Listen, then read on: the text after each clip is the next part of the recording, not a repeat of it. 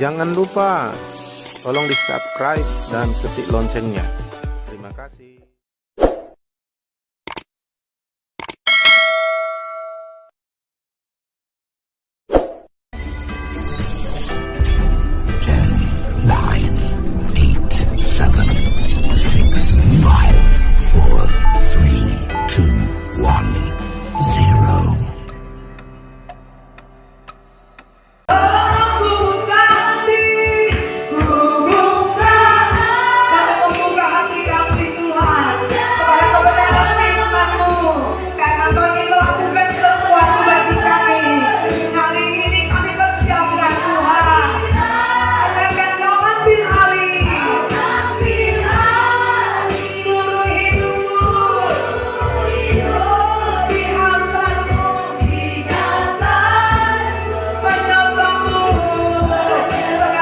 Berdoa untuk Roh Kudus lebih kita kenal, Roh Kudus kita lebih alami.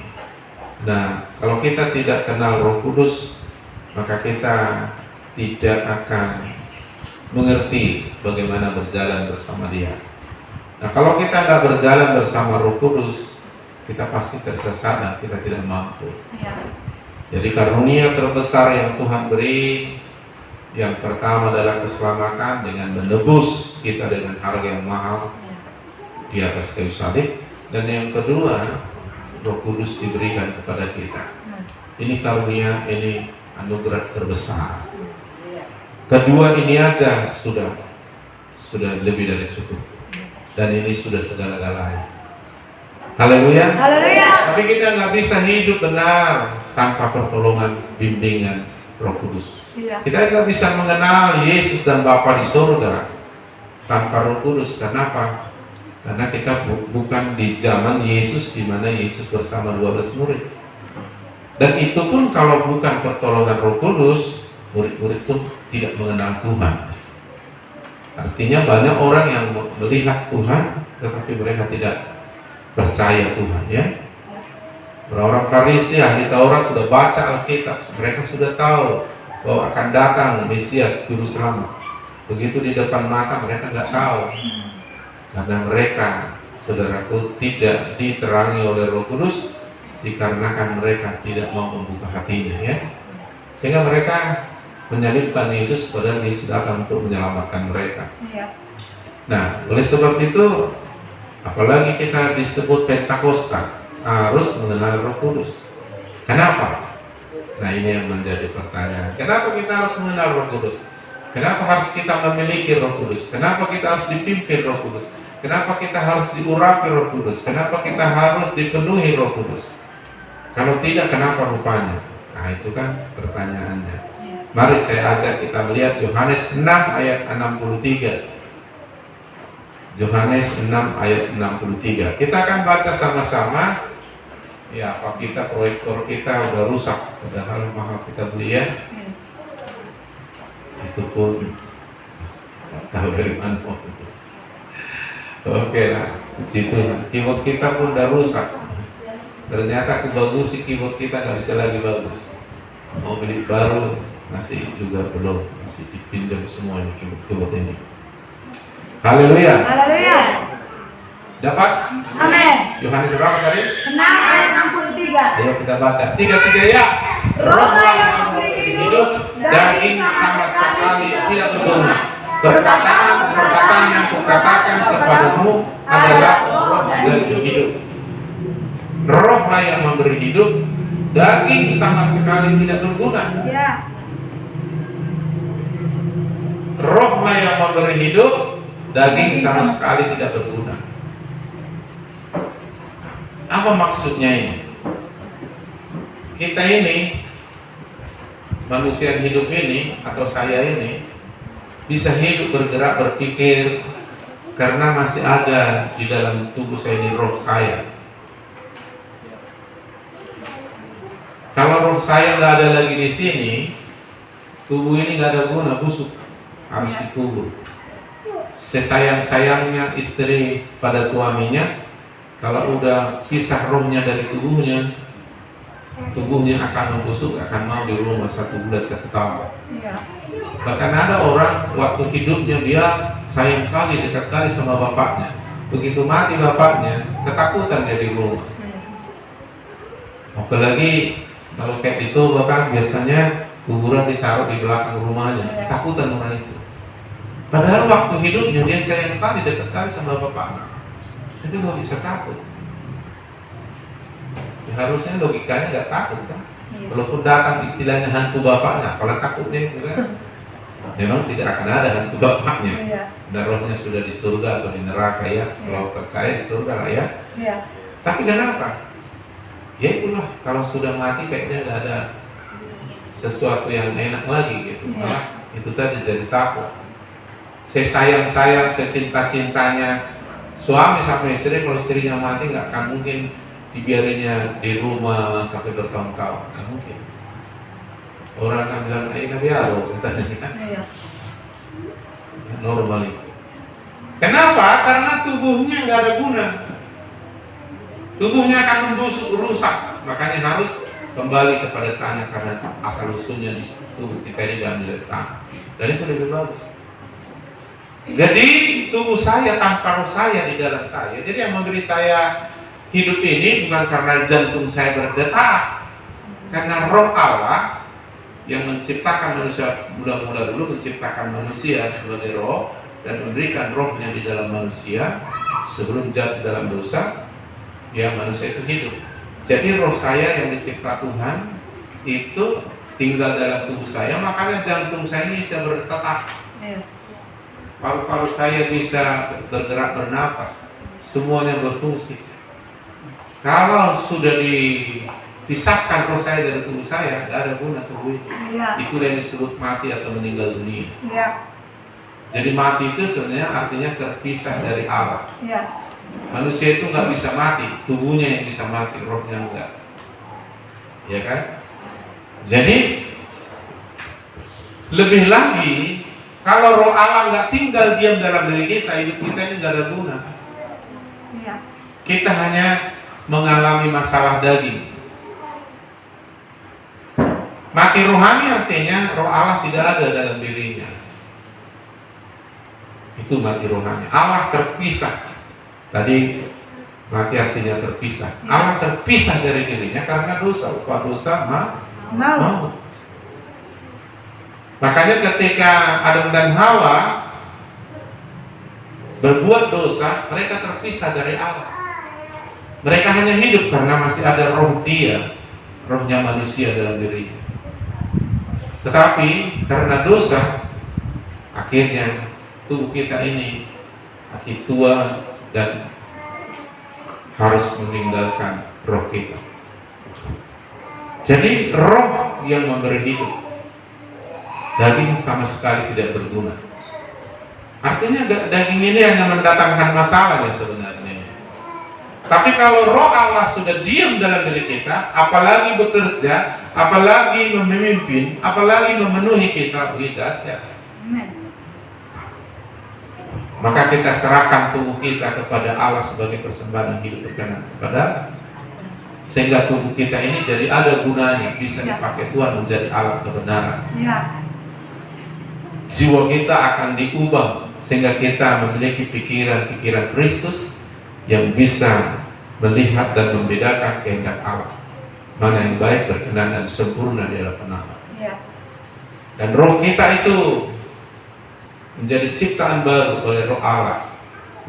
Jadi sejak orang bertobat, menyerahkan hidupnya, mengaku dosa, dia diampuni dan disucikan oleh darah Yesus, lalu dia menerima Yesus sebagai Tuhan Juru Selamat, oleh firman yang dia terima dan pekerjaan roh, dia dilahirkan dari air dan roh, dia menjadi ciptaan baru dan roh Allah tinggal di dalam dia. Sehingga kita ini menjadi manusia baru, disebut anak Allah. Jadi kalau orang belum ada Roh Kudus, dia belum anak Allah. Karena kita diperanakkan secara roh. Karena saya anak Malau, karena saya dilahirkan oleh Malau lewat perkawinan orang tua saya. Tapi ada lahir kedua kali.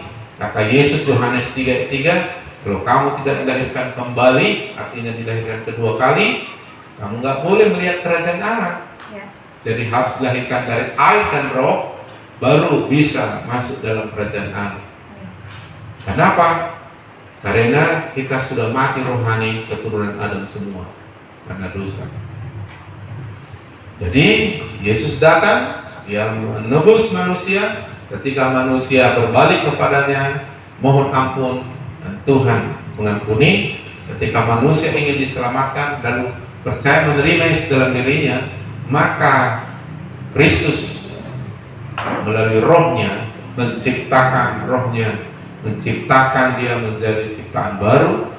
Lalu orang ini nanti akan mengikut Tuhan melalui Roh Kudus, sehingga yang lama berlalu, yang baru dari Tuhan datang dan kita alami. Ya. Jadi kita mengalami perubahan yang baik sampai segala-galanya menjadi baik. Jadi firman dan roh itu sedang bekerja di dalam diri anak-anak Tuhan yang sudah lahir baru, sehingga terus itu yang namanya pertumbuhan rohani, ya. Ya. Pertumbuhan rohani akan membuat kita semakin mirip sampai seperti Yesus. Perubahan-perubahan yang kita alami secara rohani itu akan membuat seluruh kehidupan kita mengalami perubahan. Rusaknya kehidupan rohani itu akan merusak seluruh kehidupan kita. Begitu Adam dan Hawa berdosa, maka semuanya rusak. Sampai bumi pun rusak. Karena manusia dulu diberi tanggung jawab dan kuasa untuk memiliki dan menguasai bumi. Tapi sayang, oleh kehendak bebas yang digunakan oleh Adam dan Hawa, sehingga dia mengikuti bujukan iblis, dia hidup dengan caranya, dia keluar dari kebenaran firman. Akibatnya mereka berdosa, terpisah dari Allah sampai keturunan saat ini, kecuali mereka datang kepada Yesus untuk ditebus dan diciptakan menjadi ciptaan baru. Jadi ketika kita sudah lahir baru, ketika kita percaya menerima Yesus, kita menjadi ciptaan baru, roh Allah sudah ada dalam diri kita. Ya.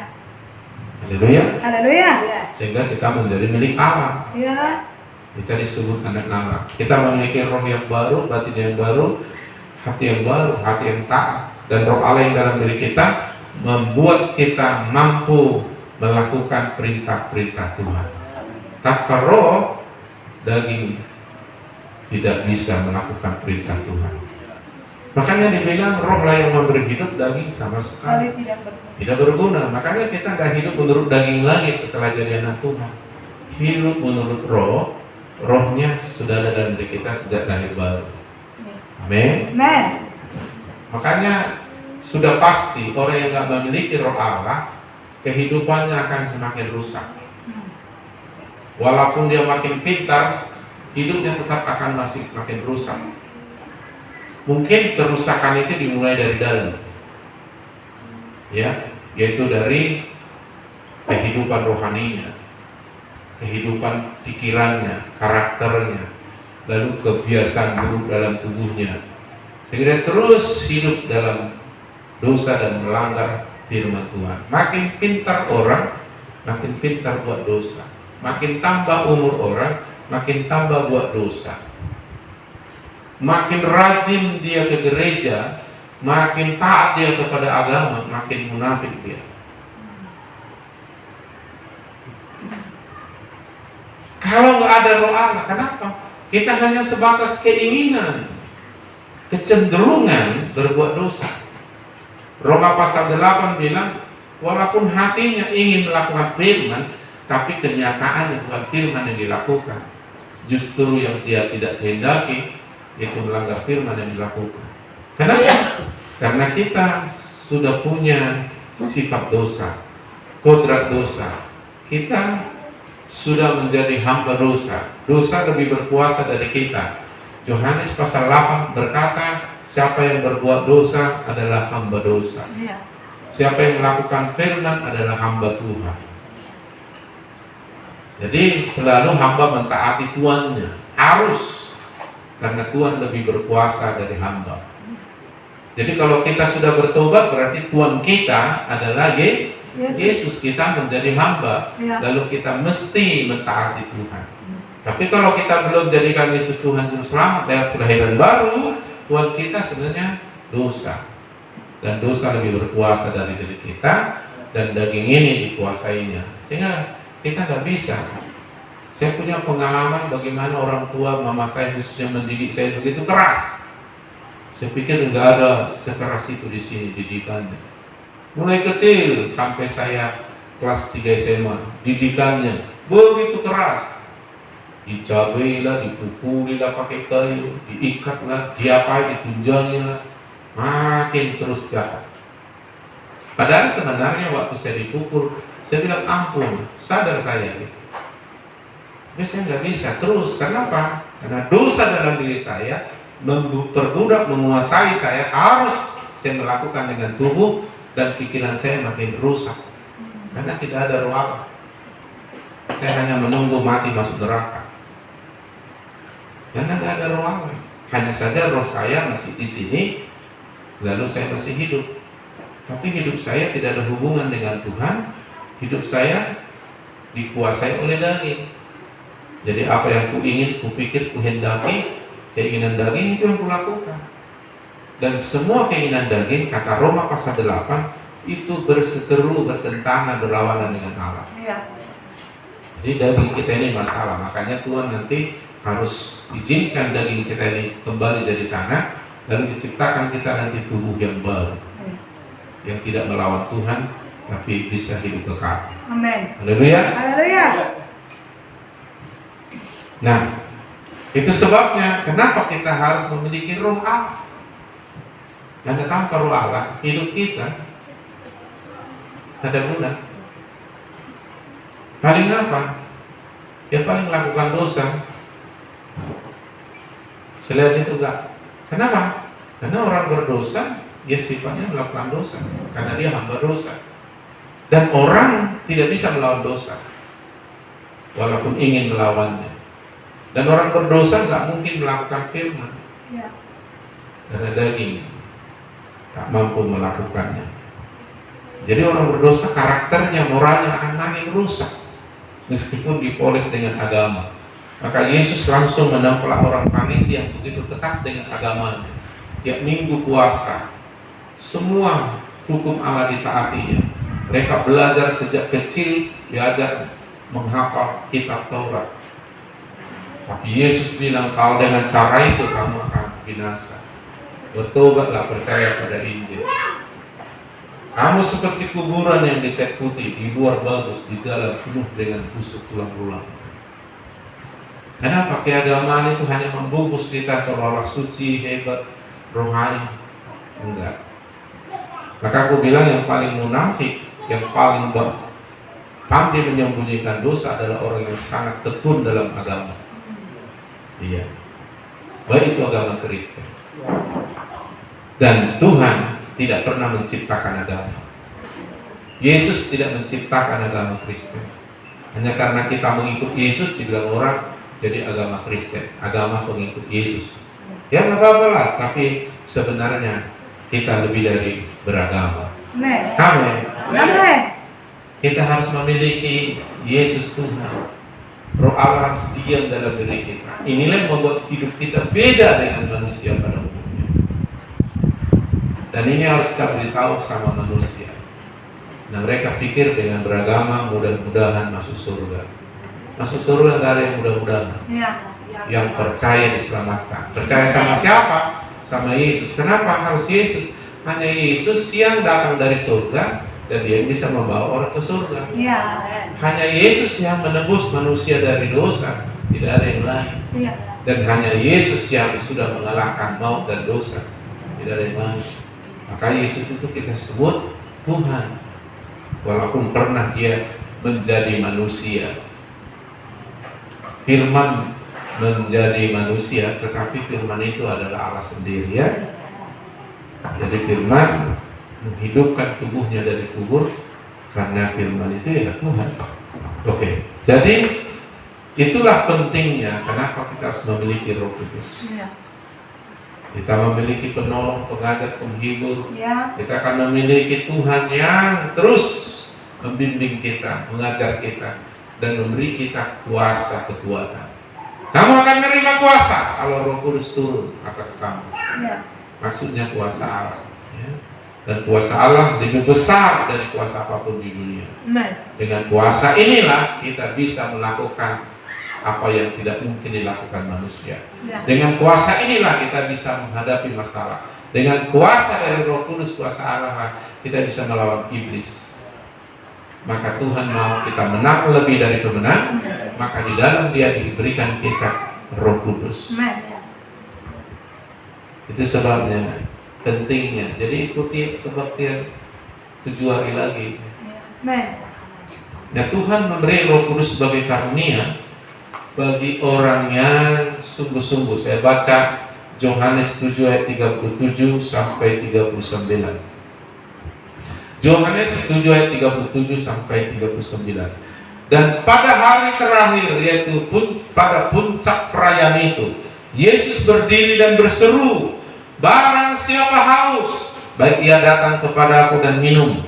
Barang siapa percaya kepada Aku seperti yang dikatakan kitab suci, dari dalam hatinya akan mengalir aliran-aliran air hidup." Yang dimaksudnya ialah Roh, yaitu Roh Kudus, yang akan diterima oleh mereka yang percaya kepada Yesus. Sebab Roh itu belum datang karena Yesus belum dimuliakan. Yesus sudah dimuliakan sekarang. Roh itu sudah datang, dan pertama kali Dia sudah hadir dalam kehidupan murid-murid 120 orang di loteng Yerusalem, yaitu hari Pentakosta, ketika mereka 10 hari bertekun sehati berdoa untuk meminta supaya janji itu digenapi. Lalu Roh Kudus datang memenuhi mereka. Ya, dan sejak itulah murid-murid tidak ada yang murtad lagi. Ya, sejak itulah si Petrus dan murid lain siap mempertahankan imannya, bahkan nyawanya terancam. Petrus, dia disalibkan seperti Yesus, tapi kepalanya ke bawah. Dia nggak lari. Tapi sebelum dia dipenuhi Roh Kudus, wah, dia menyangkal Yesus 3 kali. Makanya tanpa Roh Kudus nggak bisa, walaupun mau. Tapi kalau kita sudah punya Roh Kudus, kita mau, Roh Kudus akan menolong kita mencapainya. Karena Dia kuasa yang tak terbatas dalam diri kita. Dia menolong kita. Dan semua orang ditolong Roh Kudus pasti bisa, pasti berhasil. Bahkan lebih dari orang menang. Haleluya. Karena kuasa Roh Kudus itu dahsyat sekali, melebihi kuasa apapun di dunia ini. Ya?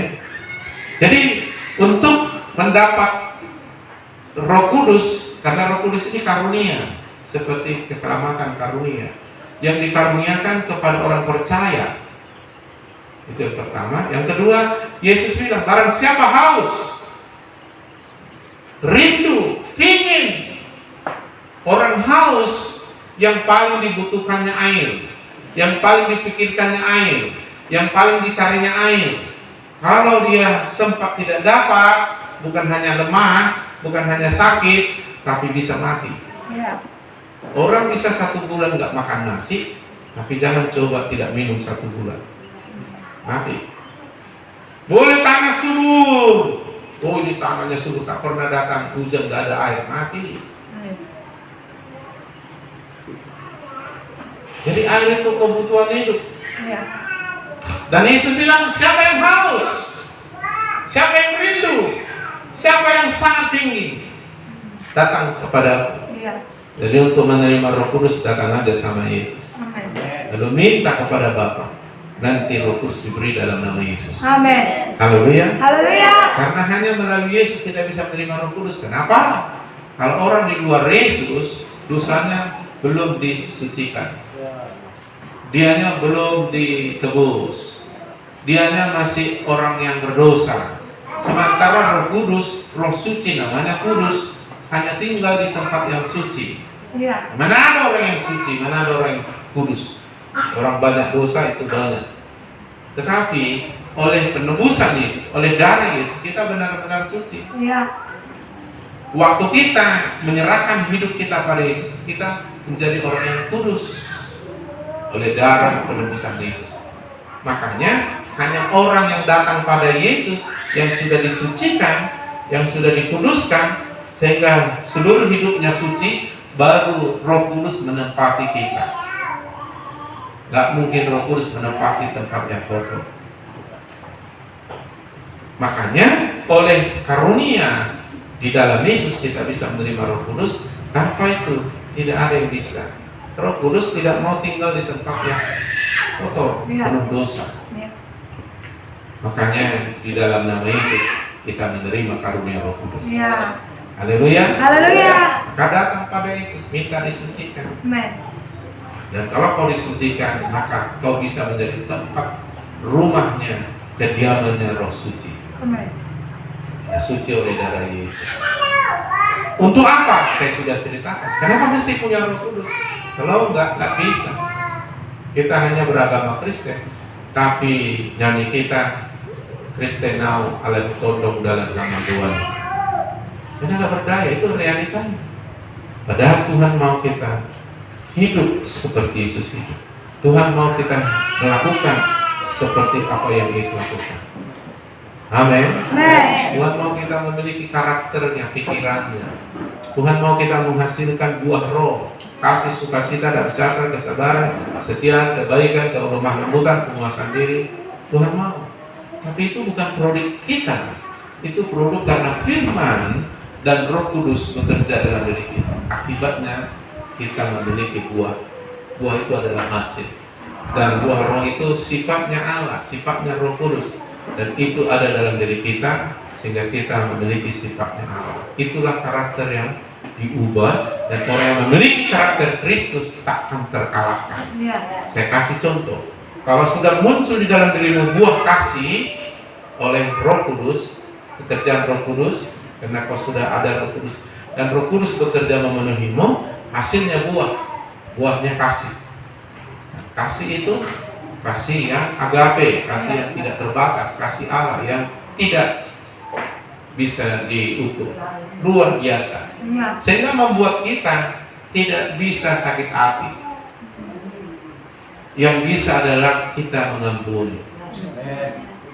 Jadi kalau kita masih orang Kristen yang sakit hati, tersinggung, nah itu karena belum ada buah Roh Kudus, yang namanya kasih.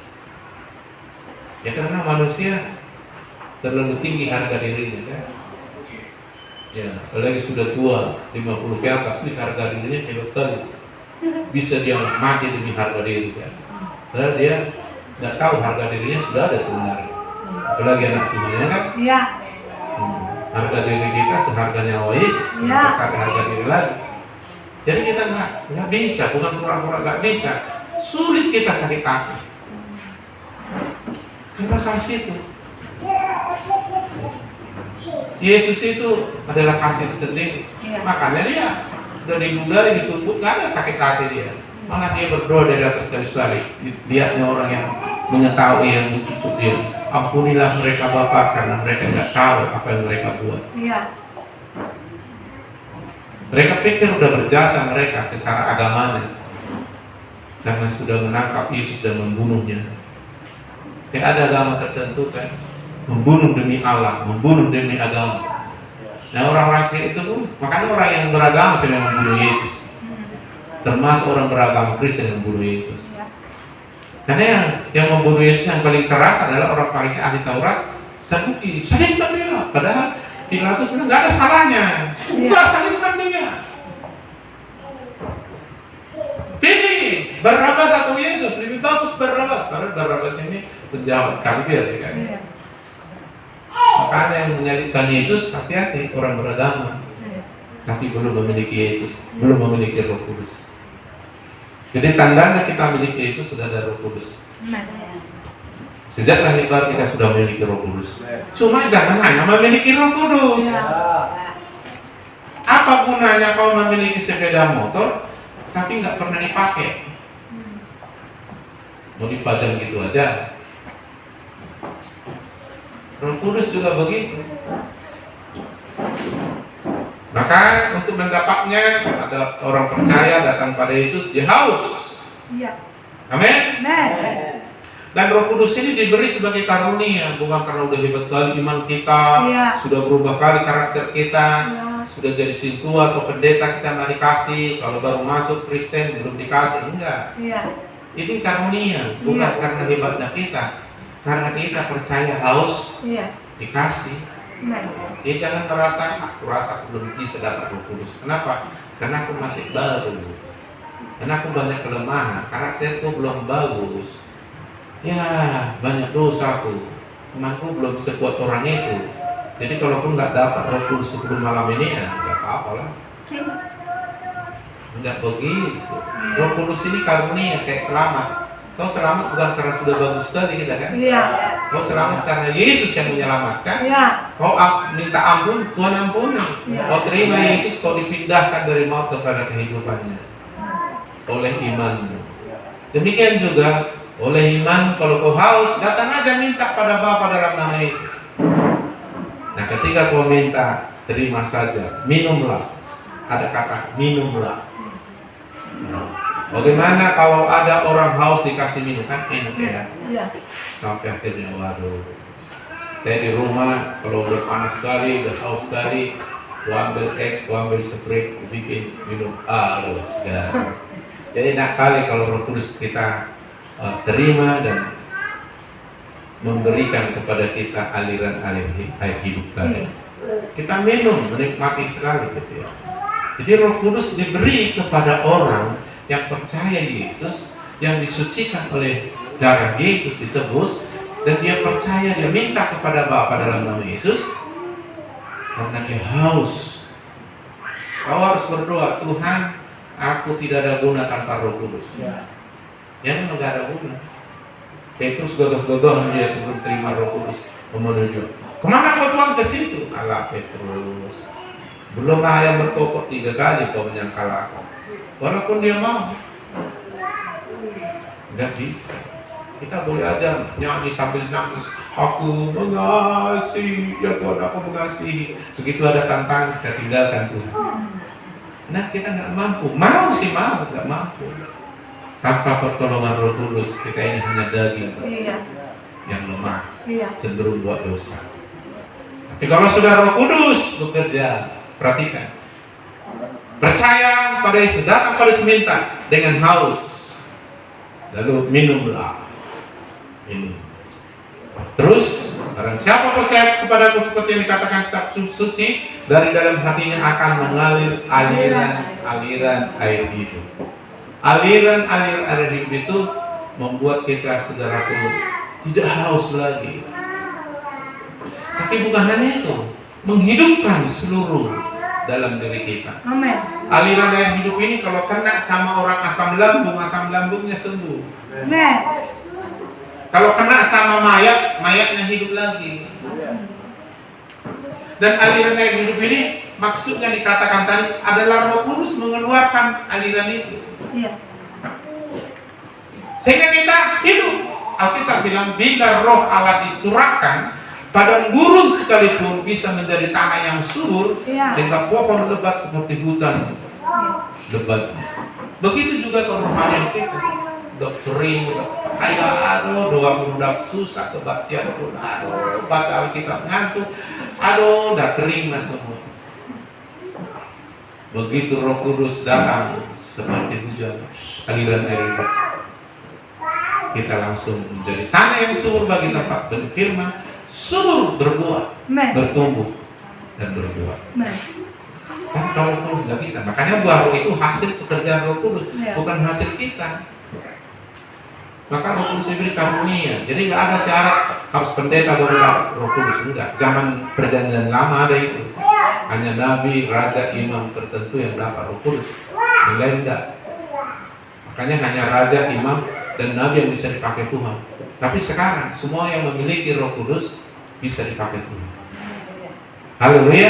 Gara-gara apa? Gara-gara Yesus menyucikan kita sehingga kita layak menerima Roh Kudus. Namanya Roh Kudus, Roh Suci. Karena Tuhan nggak bisa mendekati orang berdosa, karena Allah Maha Kudus.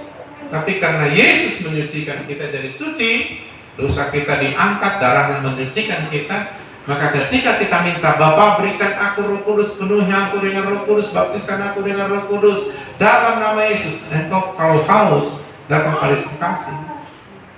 Kok mudah? Ya mudah, karena semudah kau menerima keselamatan. Iya. Tapi bukan murah keselamatan. Iya. Bukan murah Roh Kudus itu. Jadi keselamatan udah kita terima, Roh Kudus bekerja dalam kita akan hidup dan berkelimpahan. Gak ada kurangnya lagi. Bahkan itulah nanti menjadi realita. Olehku kamu menang lebih dari kemenang. Kenapa? Roh yang di dalam diri kamu lebih besar dari apapun di dunia ini. Kuasa yang diberi Roh Kudus ketika dia bekerja melepaskan kuasanya, itu lebih besar dari kuasa iblis, dari siapapun. Sehingga di dalam nama Yesus kau bisa menggunakan kuasa itu mengalahkan iblis dan persoalan hidup. Haleluya. Maka oleh karena itu Tuhan bilang, tiada yang mustahil bagi orang percaya. Haleluya. Begitu kita gerakkan iman kita dengan pertolongan Roh Kudus, jadilah seperti iman. Ini anak Tuhan di perjanjian baru.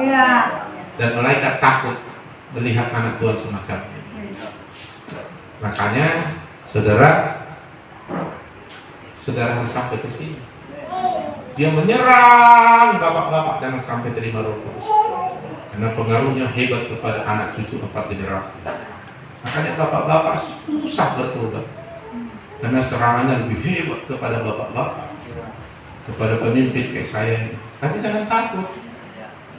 Mau sedunia iblis menyerang saya, kalau Roh Kudus memberi saya kuasa menurut saya, kalah itu semua. Karena tidak ada yang lebih hebat dari kuasa Tuhan Yesus. Kuasa Roh Kudus. Yesus sendiri bilang, segala kuasa di bumi di surga ada padaku. Karena Yesus nama di atas segala nama. Di atas segala Tuhan. Semua sudah dibikinnya, bertekuk itu sama dia. Tapi anak-anaknya belum kayak kita. Maka kita disucikannya, ditebusnya, dijadikan anak, dan diberi Roh Kudus. Dan Roh Kudus akan memenuhi dan mengurapi kita, beri kita penuh kuasa untuk kita juga akan buat segala musuh kita di bawah kaki. Ini gereja yang Tuhan impikan. Tapi iblis bekerja jangan sampai jadi. Pokoknya kau rajin gereja, keberatan aku kata iblis. Cuma jangan sampai terima firman, apalagi Roh Kudus. Jangan! Kubantu kau, kawani ke gereja. Dan duduk dia di samping. Ketika dengar khotbah, diulus. Akhirnya kau gantung. Atau dia cecak, dia semut. Disuruhnya semut mugi kaki ini. Jadi kau korek-korek dari semut itu, kau gak dengar firman. Nah itu iblis. Jadi jangan saudara pikir iblis gak rajin ke gereja. Rajin ke gereja. Cuma gereja yang mana kan gitu ya. Kalau gereja yang penuh kuasa Tuhan, dihadiri Tuhan, gak berani dia nonton ibadah pisang kelapa sawit dia. Tapi kalau gereja yang tidak hidup dalam Yesus, dia udah ke gereja. Ya kan? Makanya sekarang di gereja kan banyak perdibukan tapi di gereja ada itu ada kan? Roh jahat dibawa kan? Iya. Rajin setiap minggu, tapi bukan mau menolong kita. Ya, untuk menghalangi kita. Tak betul itu khotbah pendeta itu kata di pikiran kita. Coba lah kan? Ninggung-ninggung gue balik kan? Nggak datang kau ke gereja. Tidak ini ada gereja. Gini kan ninggung-ninggung katanya. Itu kerjaan iblis itu. Bukan kerjaan Roh Kudus itu. Makanya jangan datang kau. Kan enak kian masak indomie kau. Pesankan sasang itu 1 porsi kan. Ambilkan 1 jerigen, santai dengan kawan kau kan gitu kan. Ambil gitar itu siang itu ambil, pandai dia nyanyi. Bikin trio di situ. Dibawa kelapa sawit kalau panas di rumah kan. Dikondisikan semua. Sejak kita kan. Lalu datang kau yang belum penuh Roh Kudus pulang dari gereja. Kau lihat dia berdisosial sudah mulai goyang kan. Itulah, kamu semua bawa-bawa ke beres. Masuk neraka nak kamu. Baru saya gereja masih murun kan. Apa deh kau dari gereja? Jadi sama aja. Gak ada Roh Kudus ngomongnya dari gitu. Haleluya. Kalau ada Roh Kudus beda itu. Jadi percaya Yesus, datang pada Yesus dengan haus, minta minum. Kau akan puas, bukan hanya puas, Dari dalam hatimu akan mengalir aliran air hidup. Ya. Semua yang disentuh oleh aliran hidup akan hidup semua. Dosa, masalah mendatangkan kematian. Penyakit mendatangkan kematian. Aliran hidup mendatangkan kehidupan. Hidup lebih kuat dari kematian. Amen. Itu dikatakan di sini, saudara. Haleluya. Haleluya. Jadi kalau datang pada Yesus, kita ampun, disucikan supaya layak, Amen. dan datang dengan haus, minta, lalu nikmati, minum sampai penuh, sampai nanti mengalir dari hati. Haleluya. Haleluya. Roma 8 ayat 1 sampai 2. Demikianlah sekarang tidak ada lagi penghukuman bagi mereka yang dalam Kristus. Serahkan hidupmu, serahkan dosamu dengan mengaku dosa, serahkan semua kelemahanmu, semuanya masa depanmu sama Yesus. Amen. Tuhan tidak menolak apa yang diserahkan sungguh kepadanya, karena dia tahu kau gak bisa selamat tanpa dia. Dan dia datang karena mengasihimu. Dia ingin kau selamat dan dipenuhi dengan segala kelimpahannya.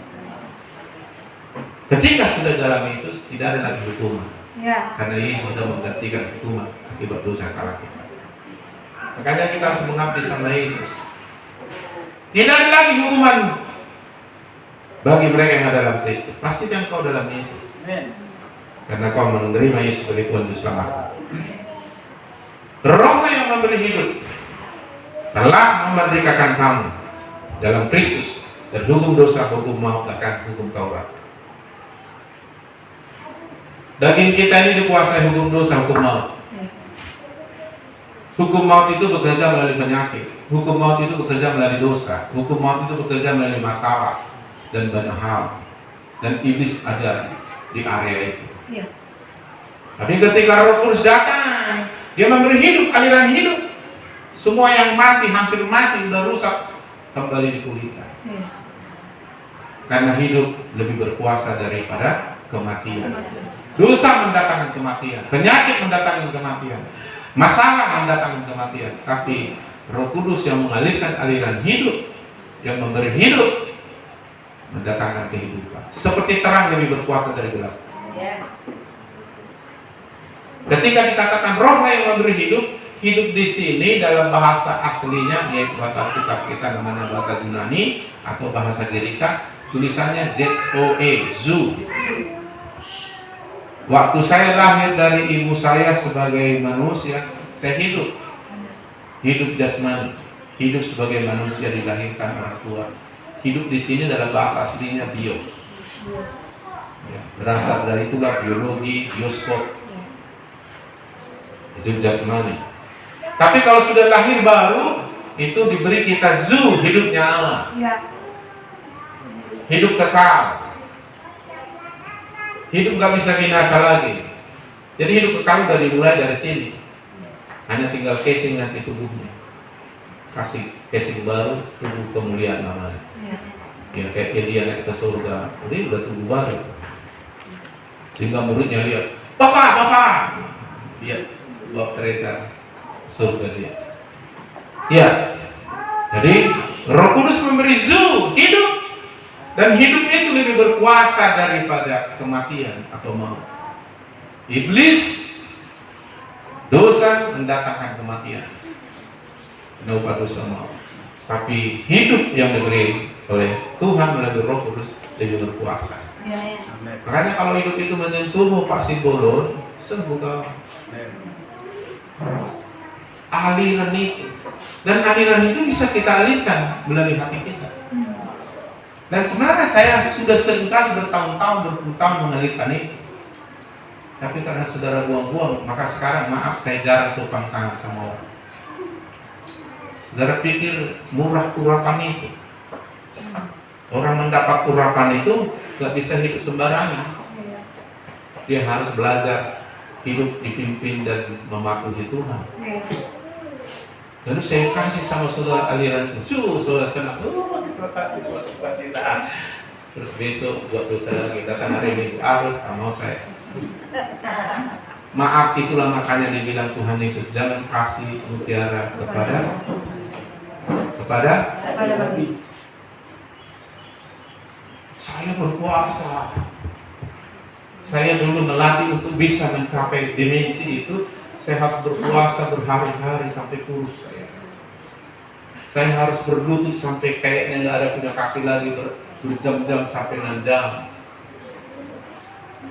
Lalu enak saudara menerima.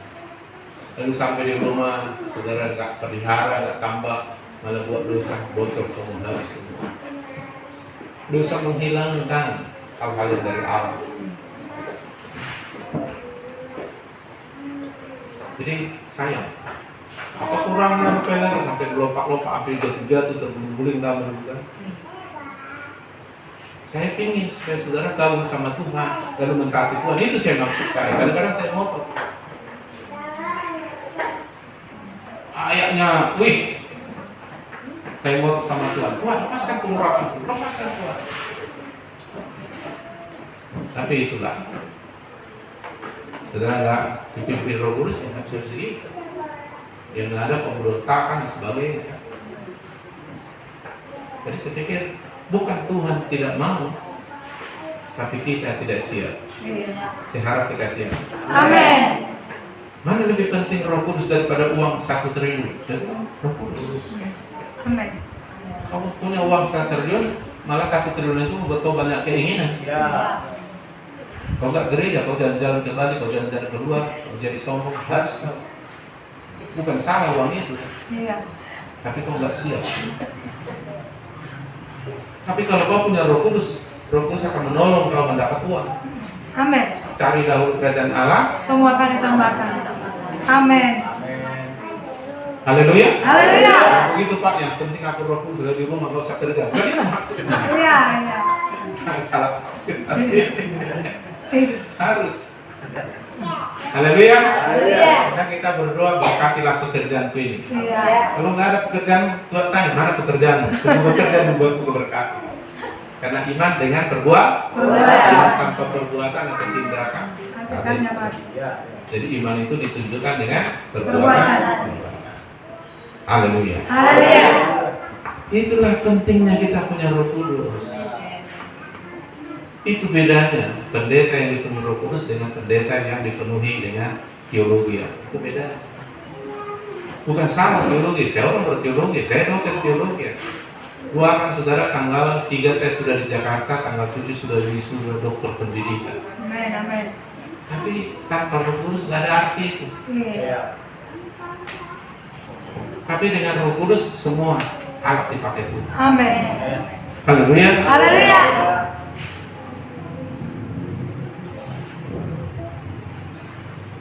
Kalau ada keluarga yang minta dilayani, hubungi aja nanti.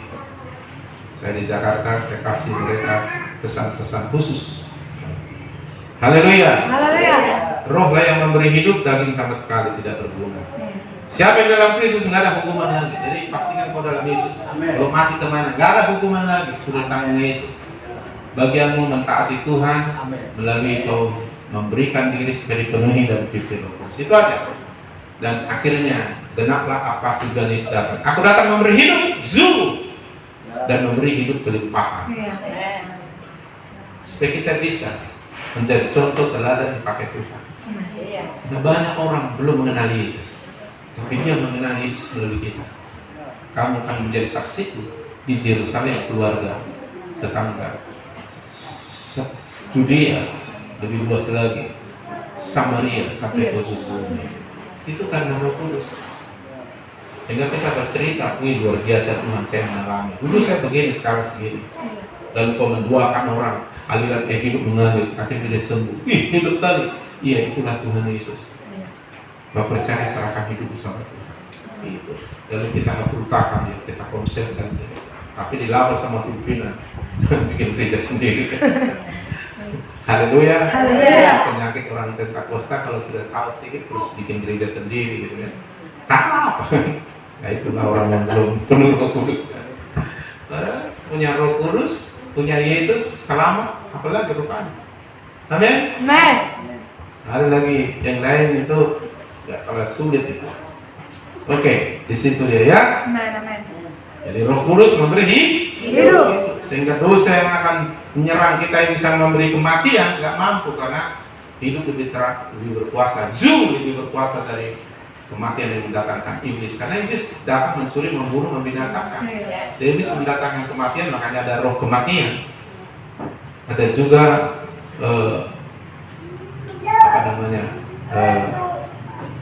dosa yang mendatangkan kematian.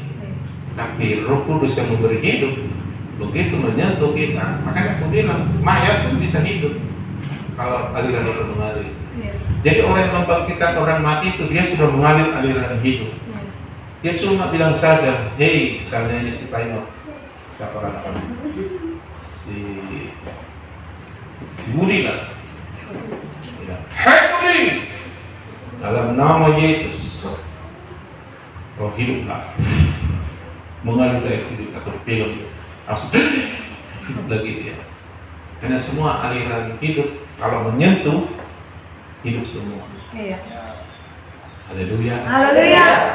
Dari dalam hati kita apa yang keluar Dari karena saudara nanti akan dipakai Tuhan mendoakan orang sakit sembuh. Amin. Pakai apa? Bukan sekedar cakap-cakap. Jika kau penuh dengan aliran itu, alirkan aja. Karena mengalir apa yang sudah di hati, kedua. Itunya orang-orang itu menghidupkan orang mati. Bukan cakap-cakap kita pikir, oh dibilangnya in Jesus name. Contoh kayak siapa itu yang dia Pastor Simon, oh biasanya gampangnya in the name of Jesus, lebih mantap lagi suara. Gak ada aliran hidup, kayak hidup itu malah mati dia besok. Amin. Kalau kau rindu pakai Tuhan itu, datang ke Yesus, dikasih demi hidupmu dan demi banyak orang. Amin. Haleluya. Haleluya. Nah, Tuhan mau kau hidup dan mempunyai segala kelimpahan dari Tuhan. Maka 10 malam murid-murid bertekun berdoa. Setelah 10 hari mereka sehati berdoa dengan tekun, lalu 10 hari setelah Yesus naik ke surga, Roh Kudus datang seperti tiupan angin keras. Padahal bukan angin biasa, tapi angin dari Roh Kudus, seperti lidah api, tapi nggak terbakar kordel, apinya penuh Roh Kudus. Ketika mereka lagi berkumpul berdoa sehati, Roh Kudus mengguncang tempat mereka, gempa bumi, tapi nggak ada yang tumbang, nggak ada yang rusak sengnya atau roboh tembok. Nah, itu dari Roh Kudus. Penuhlah mereka dengan Roh Kudus. Petrus khotbah 3.000 orang percaya karena dia menjadi saksi. Demikianlah banyak jiwa dimenangkan. Amin. Dan salah satu tujuan Tuhan adalah supaya melalui saudara keluargamu diselamatkan. Amin. Karena sudah dijanjikan engkau selamat seisi rumahmu. Amin. Jangan harap Yesus datang mengkhotbah dia ke rumahnya. Hei, kamu menunggu aja kau. Aku Yesus. Ayo bertobat. Enggak kan Yesus mau. Kalau dia datang langsung kiamat. Makanya jangan undang Yesus datanglah. Tuhan gak akan mau kalau datang kiamat. Kalau kita bilang kalau dia menginjakkan kaki kiamat. Tapi Roh Kudus yang bekerja melalui kita. Amin. Haleluya. Haleluya. Hanya kamu jadi saksi. Jadi mereka tekun, Roh Kudus datang. Yang lain lagi mereka berdoa lagi setelah itu dan sampai sekarang dapatkan itu. Kenal dia, luar biasa itu pribadi. Dan Roh Kudus yang membuat kita mengenal Bapa dan Yesus secara benar dan akurat. Dia membuat kita bisa melihat. Saya mengenal Yesus dan Bapa itu melalui Roh Kudus. Karena mana pernah saya lihat Yesus? Saya pernah dalam mimpi didatanginya, tetapi tidak seakurat, tidak sehebat kalau Roh Kudus membimbing kita. Pokoknya Roh Kudus adalah Allah yang berdiam menolong kita mencapai semua tujuan Tuhan. Amin. Tuhan mau, Yesus bilang, aku datang memberi hidup. Zoom. Ayo terima melalui Roh Kudus dan hidup kelimpahan. Itu terjadi oleh Roh Kudus. Makanya saya sudah bilang, kalau kau mau, gak ada yang miskin kita nanti. Malah sudah saya bilang, anak cucumu nanti tiba-tiba di perantauan langsung diberkati Tuhan gara-gara orang tuanya. Amin. Percaya. Amin. Gara-gara Abrahamnya maka orang Israel hebat. Iya. Gara-gara Musa nggak ditaati, mati semua orang Israel di padang gurun. Jadi makanya saudara harus dengar Tuhan melalui para pemimpinnya. Amin. Amin. Apalagi Roh Kudus yang bergerak di balik pemimpin. Tuhan berbicara melalui pemimpin. Kalau saudara nggak tangkap, saudara tidak akan dapat apa-apa. Capek-capek aja kalau sakit pinggang duduk di sana, lama kok gitu saudara. Pulang makin lemas. Dia ada semua murid, nanti dia ngetek. Sab 5 menit, ditambah dosa kan. Tapi kalau menikmati firman, Yesus khotbah, mereka menikmati firman 5.000 lebih. Belum ibu-ibu, anak-anak, sekitar 20.000 mungkin. Gak pakai sound system. Yesus gak pakai sound system. Khotbah. Kenapa bisa dengar diam semua? Anak-anak pun diam semua. Dengar khotbah berapa jam? Dari pagi sampai hampir malam. Kalau kita khotbah dari pagi pasti pulang setengah. Karena gak menikmati. Iya. Tapi orang itu menikmati sampai lupa makan. Malah murid yang sadar, Tuhan, dari pagi pengen gak makan, kasih makan. Oh, kasih makan katanya. Mana doang katanya. Apa yang ada samamu? Nah, inilah 2 ikan 5 roti. Udah, suruh kumpul. Lalu Yesus bikin mujizat, makan semua. Lebih sama panitia 12 batu. Haleluya. Haleluya. Jadi saudara yang dikasih Tuhan, jadi begitu cara kerjanya Tuhan. Amin. Amin. Amin. Amin. Jadi supaya tergenapi kelimpahan, mungkin nggak disuruh kau harus punya sawit 10.000 hektar baru. Enggak. Ada cara Tuhan, dan cara Tuhan tidak sama dengan cara. Iya. Iya. Tapi kalau sudah terjadi itu nanti bagi anak cucu, ingatkan. Itu 2 dari pelayan, Pak Pendeta dari Gambangan. Jangan dipikirnya kebetulan itu. Ingatkan, bangun gereja kita. Walaupun kau nggak langsung bersekutu di sini, tapi ingat, itu karena Tuhan memberkati saya sampai kau melalui gereja. Diingati sama anak-anak. Ini gereja orang yang udah bagus dibanguninnya kan. Padahal dia sebenarnya dari rumah rohani melalui orang tuanya. Kan? Iya. Iya. Tiba-tiba anak mau lihat. Dan itu sudah mulai terjadi. Amin. Sudah mulai. Sama sendiri, saya sendiri sudah mulai mengalami. Ada jemaat sudah mengalami. Tapi Tuhan mau lebih lagi di atas segala bangsa. Amin. Amin. Sampai olehmu dan keturunan menjadi berkat bagi bangsa-bangsa. Amin. Iya, itu aku pikirkan. Bukan sebatas yang kulihat ini, lah berapalah gaji Pak Simbulun ini, dari mana kelimpahan. Bukan itu kan pikiran kita. Mana bisa kita kaya kalau bukan berkat Tuhan. Iya. Amin. Amin. Dan kita kaya bukan karena banting tulang. Karena banyak orang banting tulang kayak orang Batak, bukan kaya-kaya. Tapi kalau sudah Tuhan mau diberkati kita kaya, Iya. kayak mana caranya? Itu urusan dia, ngapain Iya. kita pikirin? Iya.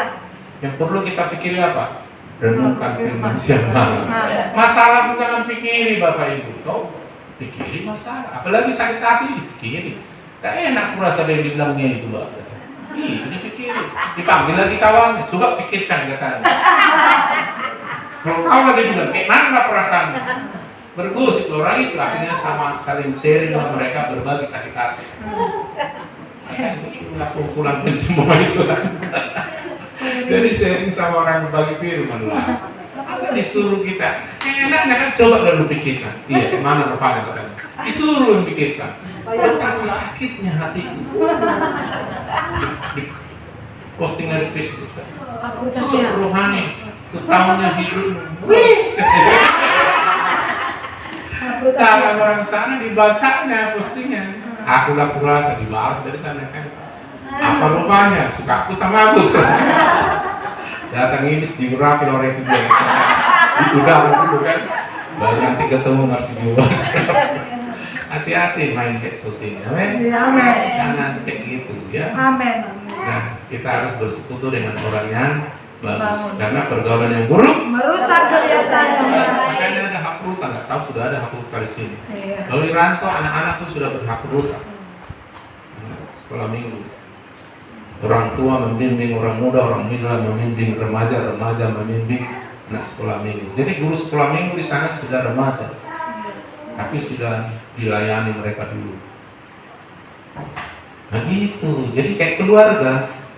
Abangnya mendidik adiknya, nggak gitu cuci piring, nggak mesti bapaknya lagi. Kapan kerja bapaknya ngambil uang kan?